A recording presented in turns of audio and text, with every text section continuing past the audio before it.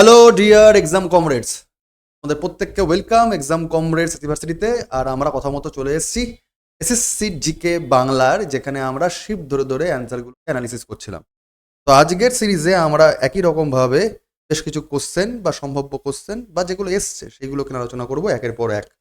দ্রুত আমার সঙ্গে সঙ্গে তোমরা রিভিশন দাও এবং কমেন্টে জানিয়ে দেবে উত্তরটা কি, যাতে তোমাদের একটা রিভিশন হয়ে যাবে। আর নোটপত্র কিন্তু তোমাদের টেলিগ্রাম গ্রুপে ডিসক্রিপশন বক্সে। চলো, প্রথম কোশ্চেন তোমাদের স্ক্রিনে। In which year was Ujjwala Yojana launched? Ujjwala Yojana যে যোজনাটা, যে স্কিমটা, এটা কবে চালু করা হয়েছিল, কোন বছর? 2014 নাকি 2016, 2015 নাকি 2017? কি হবে অ্যান্সার? উজ্জ্বলা যোজনা স্কিম। এর অ্যান্সার দ্রুত বলে দাও। এর অ্যান্সার 2015। উজ্জ্বলা যোজনা স্কিম কি নিয়ে বাবা, সেটা একটু জেনে নাও। এর পুরো নাম তোমাদের ফুল ফর্ম পরীক্ষায় আসে Unnat Unnat Jyoti by affordable LEDs for all. এটার ফুল ফর্ম এটা উজ্জ্বলা। 2015 সালে চালু করা হয়েছিল কেন্দ্র সরকারের দ্বারা, যেখানে ৭৭ কোটি এই যে এলইডি লাইট, ভাস্কর বলতে প্রজ্বল্যমান যেটা জ্বলছে, এলইডি লাইটস বাতিগুলোকে এলইডি বাল্ব দিয়ে প্রতিস্থাপনের লক্ষ্যমাত্রা নেওয়া হয়েছে। মানে যে লাইটগুলো তখনকার দিনে চলতো লাইট পোল বা প্রত্যেক বাড়িতে, সেখান থেকে এলইডি কনভার্ট করে দেওয়া হবে। জনগণকে সাশ্রয়ী মূল্যে এলইডি বাল্ব, শক্তি সাশ্রয়ী যন্ত্রপাতি সরবরাহ করার জন্য দেশ জুড়ে পর্যায়ক্রমে একের পর এক এই এলইডি লাইট বিতরণ স্থাপনের জন্য এই প্রকল্প নেওয়া হয়েছিল। উদ্দেশ্য হলো একটাই, যে একটা এফিসিয়েন্স লাইটিং সিস্টেম আনা হবে, তার প্রচার করা, এবং তার জন্য ঠিকঠাক এফিসিয়েন্স ইকুইপমেন্টস দেওয়া হবে, এবং সেই বিষয়ে যাতে বিদ্যুৎ সঞ্চয় করা যায়, ঠিকঠাকভাবে বিদ্যুৎ কাজে লাগানো যেতে পারে, এবং বিদ্যুৎ বিল কীভাবে কমে যাবে সেই নিয়ে, এবং তার সঙ্গে সঙ্গে অবশ্যই এনভায়রনমেন্টকে কী করে রক্ষা করা যাবে তার লক্ষ্যমাত্রা নিয়ে কিন্তু এই পার্টিকুলার প্রকল্পটা চালু করেছে কেন্দ্র সরকার। এবং এই নিরিখে মনে রাখতে হবে যে যার অধীনে এই প্রকল্পটা চালু হয়েছিল, যে দায়িত্বপ্রাপ্ত যে সংস্থা ছিল তার নাম কি? এনার্জি এফিসিয়েন্সি সার্ভিস লিমিটেড, ইইএসএল দ্বারা এটা প্রথম বাস্তবায়িত হয়েছে। সুতরাং ফুল ফর্মটা মনে রাখবে এখান থেকে, 2015 সাল মনে রাখবে, এবং কোন সংস্থার আন্ডারে হয়েছিল সেটা মনে রাখবে, ইএসএল। ঠিক, চলো পরের কোশ্চেন তোমাদের স্ক্রিনে রয়েছে, ফটাফট বলার চেষ্টা করো।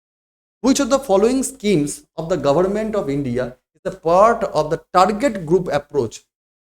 ঠিক আছে, কোন স্কিমটা পার্টিকুলার একটা নির্দিষ্ট জনগোষ্ঠীকে মাথার মধ্যে রেখেই করা হয়েছে, সবার জন্য নয়, নির্দিষ্ট জনজাতিকে লক্ষ্য রেখে করা হয়েছে? Option A, drought prone area program, drought মানে খরা।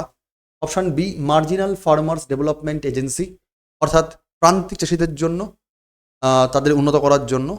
হিল এরিয়াস ডেভেলপমেন্ট প্রোগ্রাম, পাহাড়ি অঞ্চলের ডেভেলপমেন্ট করার জন্য। আর command area development and water management programme, ঠিক আছে, সিএডিপি। ফুল ফর্ম মনে রাখবে। তো বলো কোনটা অ্যান্সার হবে বাবা, যে টার্গেট গ্রুপ অ্যাপ্রোচ হিসাবে কোন স্কিম এদের মধ্যে চালু করা হয়েছিল? এটার অ্যান্সার মার্জিনাল, প্রান্তিক অঞ্চল, বুঝতে পারছো তো, marginal farmers development agency develop করা হয়েছিল। কি জিনিস স্যার? প্রান্তিক কৃষক এবং যারা কৃষি শ্রমিক তাদের উন্নয়ন করার জন্য যে সংস্থা, এর ফুল ফর্ম হচ্ছে MFALD।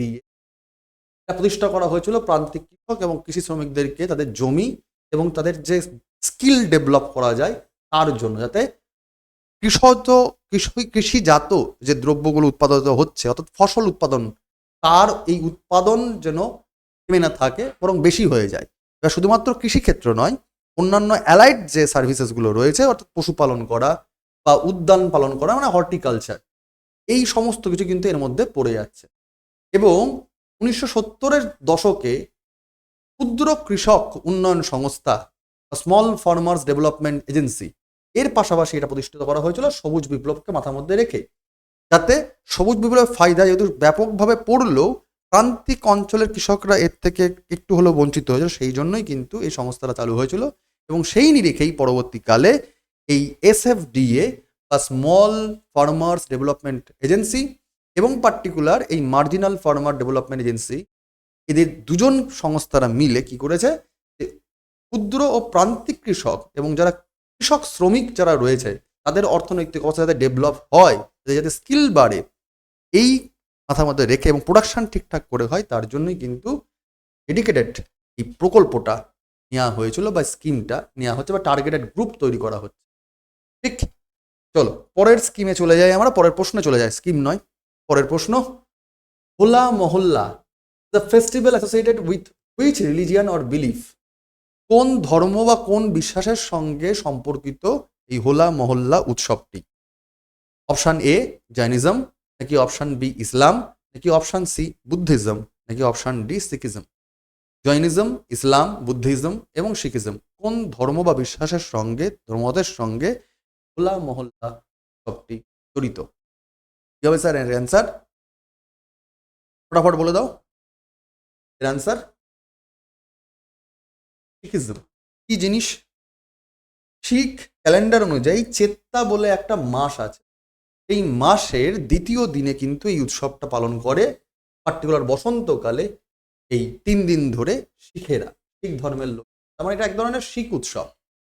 এবং নানকশাহী ক্যালেন্ডার অনুযায়ী কিন্তু এই চেট্টা মাসের দ্বিতীয় দিনে অনুষ্ঠানটা শুরু হয়ে যায়। মূলত পাঞ্জাবের রূপনগর জেলার আনন্দপুরে যে তাখাত আছে, সেখানে কেশগড় সাহেব হোলা মহল্লা শোভাযাত্রা অনুষ্ঠিত হয়ে থাকে এবং যেটা ঐতিহাসিকভাবেও গুরুত্বপূর্ণ। এবং এই যে পার্টিকুলার পাঞ্জাবের রূপনগর জেলার আনন্দপুর তাখাত, এটা কিন্তু সারা বিশ্বে যে যে শিখ ধর্মের যে তাখাতগুলো রয়েছে তাদের মধ্যে গুরুত্বপূর্ণ। এবং এই যে পন্থা এটা চালু করেছিল কে? খালসা পন্থের জন্মস্থান, এই জন্য এটা বিখ্যাত। এবং ন্যাচারাল বিউটিও এখানে রয়েছে, আর সঙ্গে সঙ্গে এই উৎসব শিখদের জন্য গুরুত্বপূর্ণ একটি উৎসব। হোলা মহল্লা উৎসবটি ধর্ম মতের সঙ্গে সম্পর্কিত, শিখ ধর্মের সঙ্গে গুরুত্বপূর্ণ। চেত্তা মাসে পালন করা হয় বসন্তকালে। ঠিক আছে, চলো পরের কোশ্চেন, দ্রুত তোমরা অ্যান্সার করার চেষ্টা করো। Where was the first successful textile mill establish in India? ভারতের প্রথম কোথায় সফল টেক্সটাইল বা বস্ত্র কলকারখানা চালু করা হয়েছিল? অপশান এ কলকাতা, নাকি অপশান বি সুরাট, নাকি অপশান সি মুম্বাই, নাকি অপশান ডি জয়পুর? কোন জায়গায় সফলতম বস্ত্র কারখানা চালু করা হয়েছিল ভারতবর্ষে প্রথমবারের জন্য? এর অ্যান্সার কি হবে? পারা উচিত এর অ্যান্সার বস্ত্র কারখানা সফলভাবে কলকাতা হচ্ছে রাইট অ্যান্সার। কি ব্যাপার স্যার? 1818 সাল তখন কলকাতার কাছে ফোর্ট গ্লাস্টারে ভারতের প্রথম সুতবস্ত্র কারখানা স্থাপন করা হয়েছিল। এই কারখানাটি যান্ত্রিক উপায়েতে বস্ত্র উৎপাদনের জন্য গুরুত্বপূর্ণ ভূমিকা নিচ্ছে, এখানে প্রথমবারের জন্য হিউম্যান ইনভলভমেন্ট কমিয়ে দিয়ে যান্ত্রিক উপায়তে প্রোডাকশন বাড়ানো হচ্ছে। এবং যান্ত্রিক উপায়তে প্রোডাকশন বাড়লে যেটা হবে, কাঁচামালের বা র মেটেরিয়ালের ঘাটতি হবে এবং আরও ডেভেলপড ইকুইপমেন্টসের দরকার আছে। তো অপর্যাপ্ত যেহেতু ইনফ্রাস্ট্রাকচার ছিল, শেষ পর্যন্ত কিন্তু মানে কি বলবো, ব্যর্থ হয়ে যায় প্রজেক্টটা। তো এই কারণে, ঠিক আছে, কিন্তু প্রথম দিকে এটা যথেষ্ট রকমভাবে সাড়া ফেলেছিল এবং এই উদ্যোগটি প্রথমবারের জন্য কিন্তু ভারতে বস্ত্র কারখানা জয়যাত্রা শুরু করে। পরবর্তীকালে ফেলিওর হয়ে যায়। ফার্স্ট সাকসেসফুল যদি বলে থাকে তাহলে এটা মনে রাখতে হবে কলকাতা 1818 সাল, 1818। ঠিক, চলো পরের question. Which acid is used as a souring agent added to vinegar, pickled vegetables and sauces as a raw material for seasoning? ঋতুকালীন সিজন করার জন্য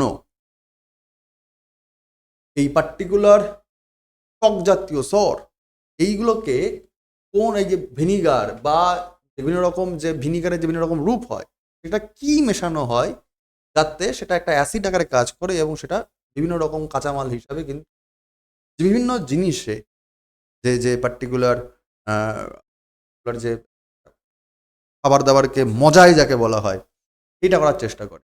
কোনটা সেই অ্যাসিড, কোনটা সেই ধরনের acid? Option A citric acid, option B acetic acid, option C tartaric acid, নাকি option D formic acid? কি হবে? ফটাফট অ্যান্সার করো। ভিনিগার নাম থেকে বোঝা যায় ভিনিগার কি acid? Acidic acid. Vinegar acidic acid. Vinegar আধারযুক্ত সবজি বা সঙ্গে টক তৈরি করার জন্য এজেন্ট হিসাবে কাজ করে, মশলাপাতিতেও ব্যবহার করা হয়ে থাকে। অ্যাসিটিক অ্যাসিড ভিনিগারের প্রধান উপাদান। এটা আমরা একদম ডেইলি কেমিস্ট্রি পড়লে এগুলো পড়তে পারি। চলো next question, which coal is low grade, brown and soft, high moisture content? কোন ধরনের কয়লা নিম্নমানের হয়ে থাকে এবং নরম হয়, একটু বাদামি কালারের হয়ে থাকে এবং আর্দ্রতাপূর্ণ, মানে এখানে জল জল ভাব থাকে? কোন ধরনের কয়লা? মেটালার্জিক্যাল, এটা কোনো রকমভাবে মেটালার্জিক্যাল কয়লা, একটা লিগনাইট কয়লা, বিটুমিনাস কয়লা এবং অ্যান্থ্রাসাইট কয়লা। তোমরা জানো যে কয়লার 4 রকম ধাতু থাকে, কোনটা এদের মধ্যে নিম্নমান, ব্রাউন কালারের হয়ে থাকে এবং সফট টাইপের হয়, নরম টাইপের হয়? নিম্ন জাতের কয়লা কোনটা? বেসিক কোশ্চেন করা উচিত। অ্যান্সার ময়েশ্চার বলেছে, লিগনাইট। বাদামি রঙের হয়ে থাকে, সবচেয়ে কম কার্বন উপাদান থাকে, সবচেয়ে নিম্ন মানের কয়লা এটা। এখানকার তাপীয় মূল্য জ্বালানি হিসাবে তার মান খুব কম হয় এবং উচ্চ আর্দ্রতা পরিমাণে থাকে, তার জন্য বেশি পরিমাণে জ্বালানি দিয়ে তারপর অল্প একটু জ্বালানি তৈরি হয়, মানে তাপ উৎপন্ন হয়। তো সেই কারণে এটার প্রোডাক্টিভিটি খুব বেশি ভালো নয়, এটার জন্য লো গ্রেডেড কয়লা আর ব্রাউন কালারের হয়ে থাকে, লিগনাইট কয়লা। কার্বনের পরিমাণ খুব কম থাকে। চলো পরের question, which award was started by the government of Madhya Pradesh 1980 to the exponent of Hindustani classical music? ভারতবর্ষের যে ধ্রুপদ সঙ্গীত রয়েছে তার যারা শিল্পী, প্রখ্যাত ব্যক্তিত্ব, তাদেরকে সম্মানিত করার জন্য মধ্যপ্রদেশ গভর্নমেন্ট কোন সম্মান দেওয়া চালু করেছেন? অপশান এ কুমার গান্ধাবা সম্মান, অপশান বি তানসেন সম্মান, অপশান সি কিশোর কুমার সম্মান, নাকি অপশান ডি ইকবাল সম্মান? খুব পপুলার কোশ্চেন। মধ্যপ্রদেশ থেকে যদি গান বাজানোর জন্য বলে একটাই আছে, সেটা হচ্ছে তানসেন সম্মান। তানসেন সম্মান এখানকার থেকে সালও কিন্তু এসএসসি পরীক্ষায় ঘুরিয়ে ফিরিয়ে বিভিন্ন রকমভাবে দেয়। মনে রাখবে 1980 সালে এমপি গভর্নমেন্ট চালু করেছিল, পার্টিকুলারলি হিন্দুস্তানি শাস্ত্রীয় সঙ্গীত বা ধ্রুপদ মিউজিকের জন্য এটা করেছিল। এছাড়াও তোমাদেরকে অ্যান্সারগুলো ইলাবোরেটলি বলেই দিই। কুমার গন্ধব সম্মান এটা 1992 সালে শুরু হয়েছিল এবং যারা 45 এজের নিচে যারা শিল্পী তাদের জন্য, কম বয়সী শিল্পীদের জন্য এটা দেওয়া হয়। কিশোর কুমার সম্মান সিনেমায় অবদান রাখার জন্য 1992 সালে শুরু হয়েছিল। আর ইকবাল সম্মান পার্টিকুলার উর্দু ভাষাভাষীর যে সাহিত্য সেখানে অবদানের জন্য দেওয়া হয়েছে। অর্থাৎ particular Hindustani classical music Madhya Pradesh government দিয়ে থাকছে 1980 সাল থেকে তানসেন সম্রাট। এটা একটু সম্মান খেয়াল রাখবে। তো তোমরা অবশ্যই কারেন্ট অ্যাফেয়ার্সগুলো মনে রেখে দিও যে সাম্প্রতিককালে কারা কারা পেয়েছেন এবং প্রথম তানসেন সম্মান কে পেয়েছিলেন বা কারা পেয়েছিলেন, একটু কমেন্টে অবশ্যই একটু রিভিশন হয়ে যাবে। চলো পরের কোশ্চেনে চলে আসি আমরা। The term blue line is associated with which of the following games? খেলার বিভিন্ন রকম টার্ম বা যে টেকনিক্যাল যে যে যে পরিমাপগুলো হয় ফিল্ডের বা অ্যারেনার, সেইগুলো ঘুরিয়ে ফিরিয়ে আসে। অনেক সময় তার মাপ কাঠিও জানতে চাই জ্যামিতিক আকারে, এবং ডাইনামিক জায়গা থেকে কোশ্চেন আসে, তোমরা জানো। সেরকমই একটা কোশ্চেন এসছে, ব্লু লাইন কোন খেলার সঙ্গে সম্পর্কিত? ব্লু লাইন কোন খেলার সঙ্গে সম্পর্কিত? আশা করি তোমরা দেখতে পাচ্ছ ব্লু লাইন কোন খেলার সঙ্গে সম্পর্কিত। অপশান এ ফুটবল, নাকি অপশান সি ক্রিকেট, নাকি অপশান বি ক্রিকেট, নাকি অপশান সি টেবিল টেনিস, নাকি অপশান আইস হকি? বলো অ্যান্সার। খুব simple, ice hockey. Ice hockey the right answer, ice hockey. আশা করি ছবি দেখেও বুঝে গেছো। আইস হকিতে এই ব্লু লাইন বা নীল রেখা দিয়ে রিঙ্ক তৈরি করা হয়। এইটাও জানিয়ে রাখার দরকার যে হকি খেলাতে, আইস হকিতে তার যে মাপ থাকে বর্ডার লাইন, তাকে কিন্তু রিং বলে না, তাকে রিঙ্ক বলে। ঠিক আছে? আর রিং যদি বলা হয় তাহলে রিং কার সাথে সম্পর্কিত? বক্সিং এর সঙ্গে সম্পর্কিত। রিং যেটাকে বলা হয় ওই কি বলে কুস্তি সম্পর্কিত, রেসলিং আর কি, সরি রেসলিং এর সঙ্গে সম্পর্ক। রিং কার রেসিং এর সঙ্গে সম্পর্কিত, কিন্তু রিঙ্ক যদি বলে দেয় চলে যাবে আইস হকি।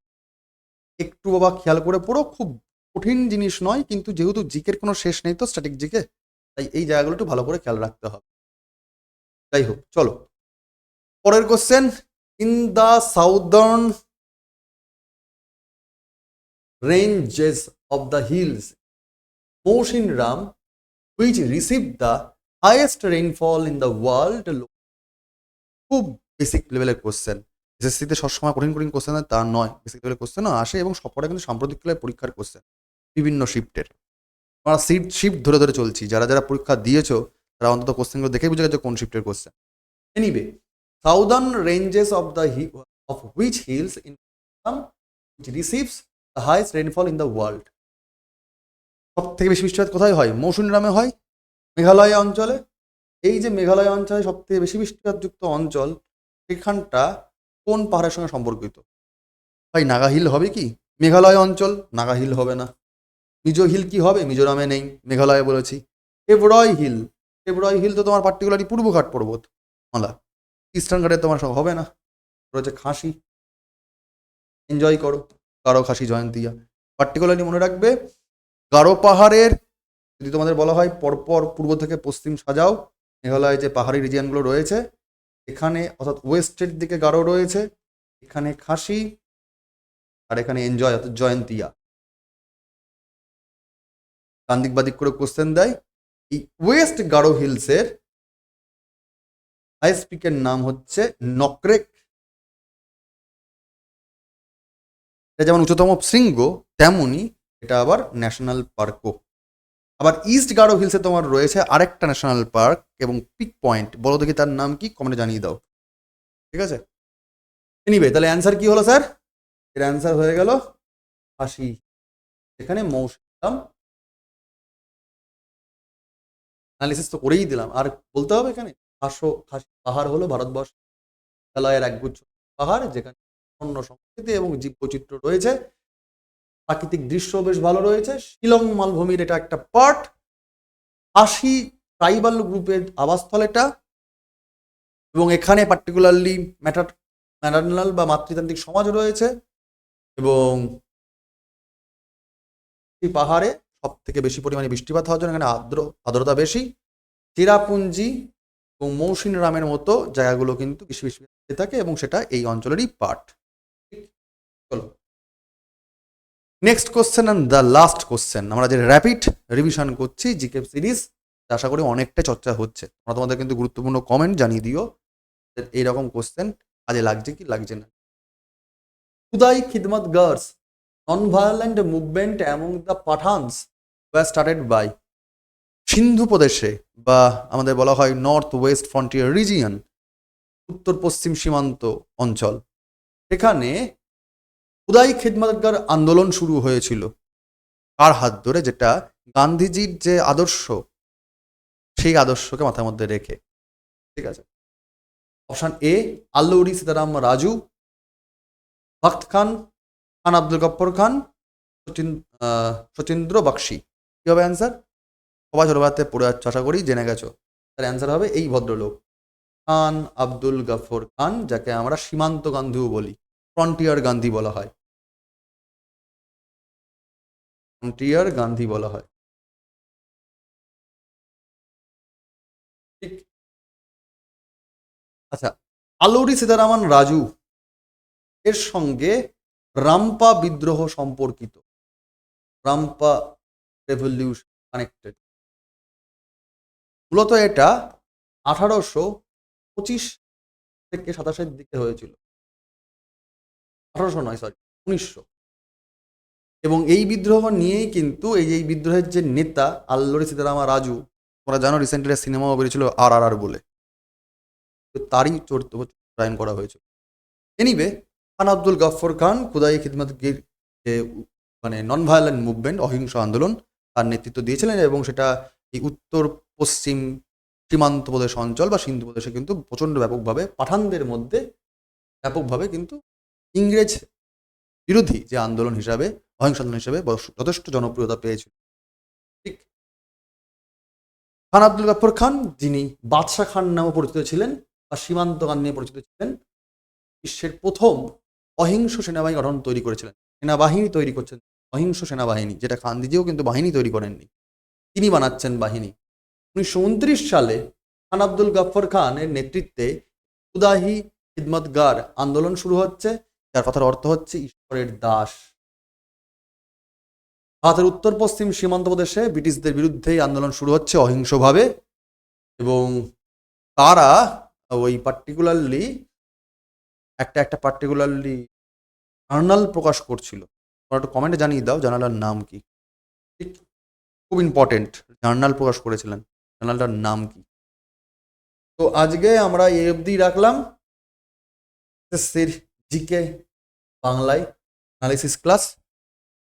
আমরা পরের দিন আরও এরমভাবে শিফট ওয়াইজ যেভাবে যাচ্ছি, তোমাদের একসাথে হিস্ট্রি, জিওগ্রাফি, পলিটি, সায়েন্স সমস্ত কিছু, ইকোনমি বা স্ট্যাটিক জিকে বা কারেন্ট অ্যাফেয়ার্স সমস্তগুলোই কিন্তু কভার করার চেষ্টা করছি, যাতে তোমাদের এসএসসির যে সামনে পরীক্ষাগুলো আসছে বা যেগুলো যাচ্ছে, যেমন ফেজের পরীক্ষা হোক, এমটিএস, এইচএস লেভেল হোক বা জিডি হোক, হোয়াট এভার, যদি এসএসসির পরীক্ষার্থী হয়ে থাকো, তোমার আর কোনো সমস্যা না থাকে।